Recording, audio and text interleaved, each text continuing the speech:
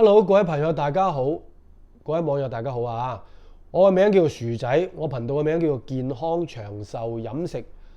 但凡同呢三個單詞有關嘅，都係阿薯仔要講嘅內容，都係薯仔要講嘅話題。咁咧就話說咧，就係話而家就嚟咧開始就冇咁凍啦。咁啊，因為而家係3月嘅下旬啊嘛。咁咧開始咧就係慢慢有啲人咧就去旅行啦。咁啊，薯仔有個朋友咧，就話去買啲成藥，準備去出發去旅行、去旅遊、去好遠嘅地方咁樣。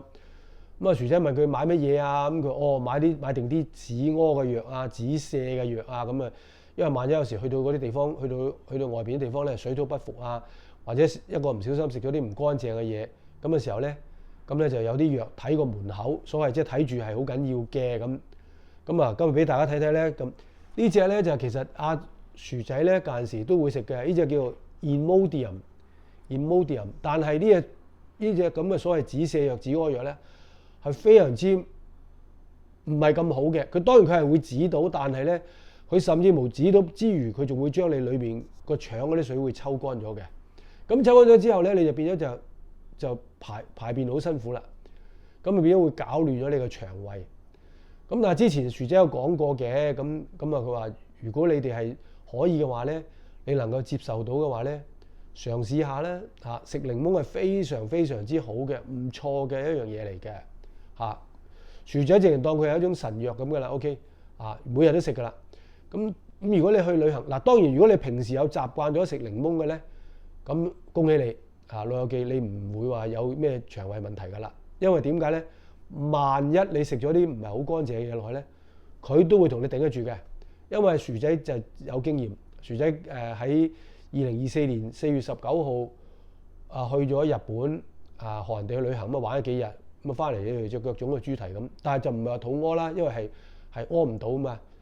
咁啊跟住咧就去到7月22號，咁就去咗溫哥華，唔係去咗加拿大個 Calgary 卡加里嗰度玩。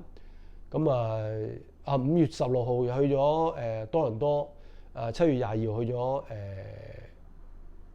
Calgary 嚇，咁然之後到9月30號咁去咗中國幾日，咁10幾日咁翻嚟咁，都一路都點樣食嘢亂咁食嘢都唔會有事。點解咧？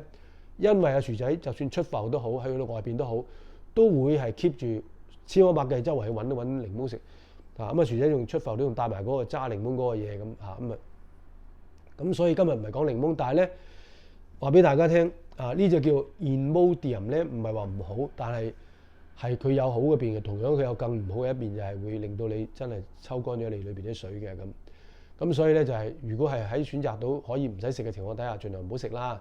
但係如果冇辦法屙，咁你梗係要食啦。食唔係你唔食，你止唔到屙，你點樣去玩啫？係咪？咁所以咧就係話凡事都係有兩面噶啦。咁如果你哋能夠忍受得到嘅話，咁你咪開始係嘛，聽下薯仔嘅意見，從少少地開始食下檸檬咯，好唔好啊？咁咧我今日咧簡單咧就同大家講關於即係如果你哋要出去邊玩食咁咧就係呢樣嘢幾好噶啦。咁而家已經係3月份啦，咁3月天咧就係有落雨啦。咁咧就喺節目結束之前咧，咁咧就阿薯仔咧就係咁依哼兩句好耐之前嘅一首台灣嘅國語歌，叫做三月裏的小雨咁樣。咁咧係個靚仔，一個大靚仔，好型嘅型仔，劉文正佢唱嘅大概係咁樣啦，哼幾句啦。三月裏的小雨，淅沥沥沥沥沥，淅沥沥沥下個不停。山谷裏的小雨，嘩啦嘩啦嘩啦，嘩啦嘩啦流不停。小雨陪伴我，小溪裡微睡樹。OK， 咁好啦，節目到呢度，咁好多謝大家你嚟我頻道。咁咧，薯仔都會繼續同大家講關於好多好好嘅嘢，分享俾大家，好唔好啊？薯仔唔係醫生，不過薯仔係一個好以前係一個好差嘅板嘅過來人。